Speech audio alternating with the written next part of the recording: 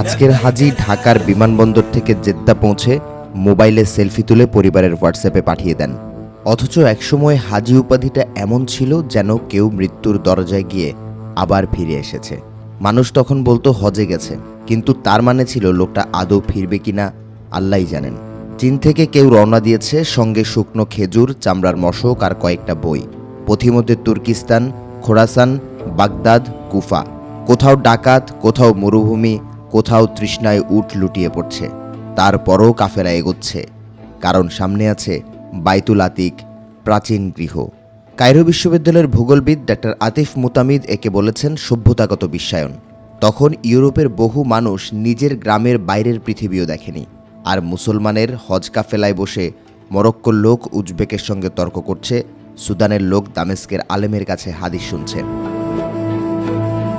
হজ তখন শুধু ইবাদত ছিল না, ছিল মুসলিম বিশ্বের সবচেয়ে বড় বিশ্ববিদ্যালয়।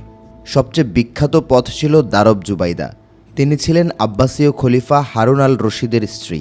কুফা থেকে মক্কা পর্যন্ত তিনি কূপ খনন করিয়েছিলেন, পানির ট্যাঙ্ক বানিয়েছিলেন, কাফেলার জন্য বিশ্রামাগার করেছিলেন। মরুভূমিতে পানি মানে তখন জীবন, ফলে হাজিরা তার নাম দোয়ার মতো করে উচ্চারণ করত। এই পথের দৈর্ঘ্য ছিল প্রায় ১৩০০ কিলোমিটার, আজ বিমানে ঘণ্টাখানেক। তখন উটের পিঠে ১ মাসও কম পড়ত। শামের পথ আবার ছিল ইতিহাসের নাট্যমঞ্চ। দামেস্ক থেকে কাফেলা নামত মদিনার দিকে। পরে ক্রুসেডরা রাস্তা দখল করলে হাজিদের পথ বদলাতে হয়। শত শত বছর পর ওসমানীয়রা হিজাজ রেললাইন বানালো। মানুষ অবাক হয়ে দেখল, যে সফরে ১ মাস লাগত তা ৪ দিনে শেষ। মিশরের হজপথ ছিল আরও বিচিত্র। আন্দালুস, মরক্কো, সাহারা, সুদান সব জায়গার মানুষ কায়রোতে এসে মিলিত হতো। তারপর কেউ মরুভূমি পাড়ি দিত, কেউ লোহিত সাগরের ছোট্ট নৌকায় উঠত। সেই নৌকা দড়ি দিয়ে বাঁধা কাঠের, পেরেকও নেই। ঢেউ একটু বেশি উঠলেই মনে হতো এবার বুঝি সবাই সোজা মাছের রিজিকে পরিণত হবে। আফ্রিকার কিছু হাজির যাত্রা শেষ হতে ১ বছর লেগে যেত। কেউ কেউ পথে মারা যেতেন, কেউ আবার মক্কা পৌঁছে আর দেশে ফিরতেন না। তাই হাজি শব্দটার মধ্যে এক ধরনের বীরত্ব ছিল। পথে পথে মানাজিল নামে বিরতি কেন্দ্র থাকত। সেখানে রাতে আগুন জ্বলত, তাফসিরের আসর বসত, কবিতা আবৃত্তি হতো।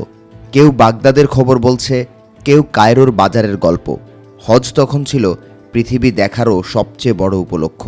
আজকের হজে কষ্ট কমেছে, সুবিধা বেড়েছে, কিন্তু ডাক্তার মুতামিদের আক্ষেপ, আধুনিক মানুষ কাবার সামনে দাঁড়িয়েও মোবাইল ক্যামেরায় বেশি ব্যস্ত।